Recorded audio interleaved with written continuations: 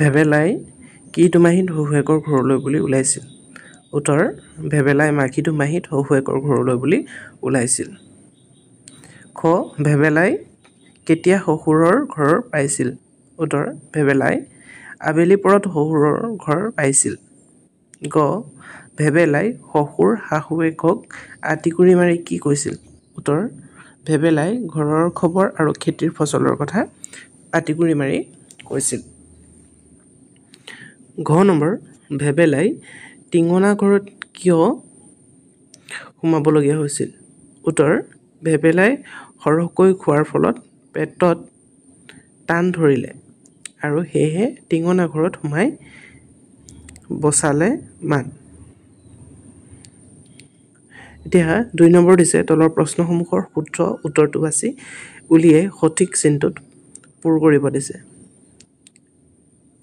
সঠিক চিন মানে সঠিক গোল চিন দিব কৈছে।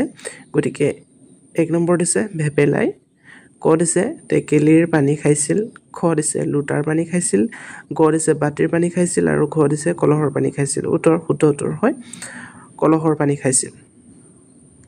নেক্সট দিছে ২ নম্বৰ ভেবেলাই দুমাহীত শহুৱেকৰ ঘৰলৈ যাওঁতে ভাৰ বান্ধি কি নিছিল?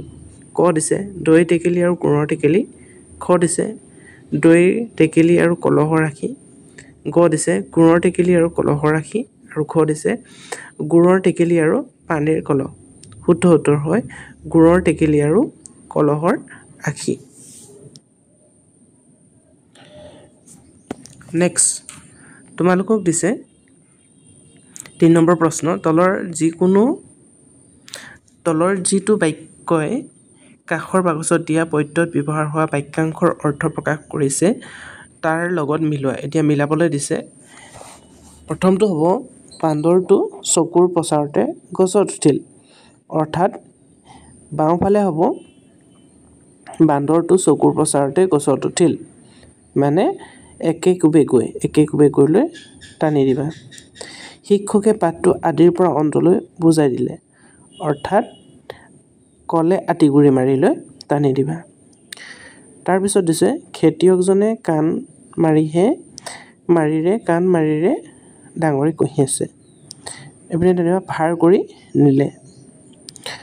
বাটৰুৱাজনে সন্মুখত বাঘ দেখি আচৰিত হ'ল। ইফালে টানিবা হেৰাল মুখৰ মাত।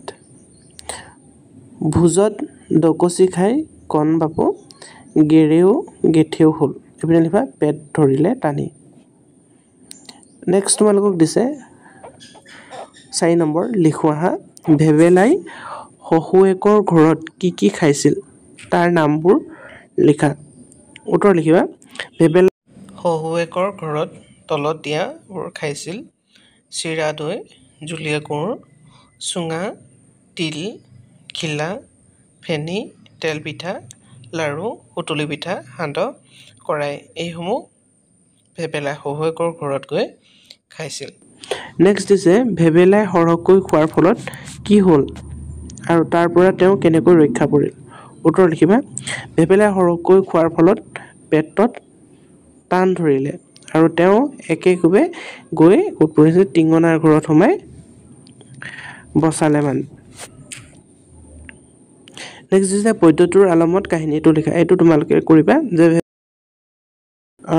ভাষা অধ্যয়নত শব্দৰ লগত অৰ্থ লগত আঁচ টানি মিলাই অহা। শব্দ দিছে আৰু আনফালে অৰ্থ দিছে। বাটকুৰি বাই ইফালে টানিবা বহুদূৰ বাট খোজকাঢ়ি যোৱা। আঠে বেঠে মানে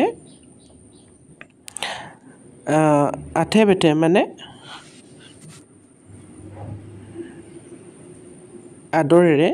টিঙনা ঘৰটো লিখিবা পায়খানা। খবৰ বাতৰি, আঁতিগুৰি আগগুৰি।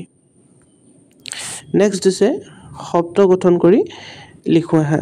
এতিয়া ইয়াত ছবিকেইটা দিছে আৰু ছবিকেইটাৰ নামকেইটা তালবীয়া শৰে আৰম্ভ হোৱা। প্ৰথমটো হ'ব হেল, দ্বিতীয়টো হৈছে শিল, তৃতীয়টো হৈছে শৰ আৰু চতুৰ্থটো হৈছে শৰাই। নেক্সট ৮ নম্বৰ দিছে চৰাইটোৰ পেটত থকা শব্দৰে তলৰ বাক্যবোৰ পূৰ কৰিব দিছে। ক নম্বৰত আছে বহাগৰ খালী ঠাইত লিখিবা দুমাহীত গৰুক গা ধুৱায়। খ নম্বৰ বাটৰুৱাজনে খালী ঠাইত লিখিবা ভাৰখন থৈ গছৰ ছাঁত জিৰণি ল'লে। গ নম্বৰ ভেবেলাই খেতিৰ খালী ঠাইত লিখিবা খেতিৰ ফচল বজাৰলৈ নিছে। ঘ নম্বৰ মৌ এবিধ জুলীয়া খাদ্য। আৰু ৯ নম্বৰ দিছে ফুলৰ বাহিৰত থকা চন্দ্ৰযুক্ত শব্দলৈ কবিতাটো সম্পূৰ্ণ কৰিব দিছে। মামাৰ ঘৰলৈ যাম উদৰ পূৰাই খাম শব্দটো লিখিবা। আম কঁঠাল জাম মামাৰ বাৰীত পাম। যদি খোৱা গাখীৰ কল দেহে পাবা দেহাত বল। নেক্সট তোমালোকক দিছে ছবিৰ তলত থকা শব্দবোৰ লগত খাপ খোৱাকৈ বাকচত লিখিব লাগে। কলহৰ কি হ'ব কলৰ আখি। ধানৰ ঠোক তামোলৰ থোক আঙুৰৰ শীষ। ধন্যবাদ ছাত্ৰ ছাত্ৰীসকল। এইটোৱে আছিল ক্লাছ 3 ভেবেলাৰ বুক পদ্ধতিৰ পাঠভিত্তিক কুৱেশ্যন এনচাৰ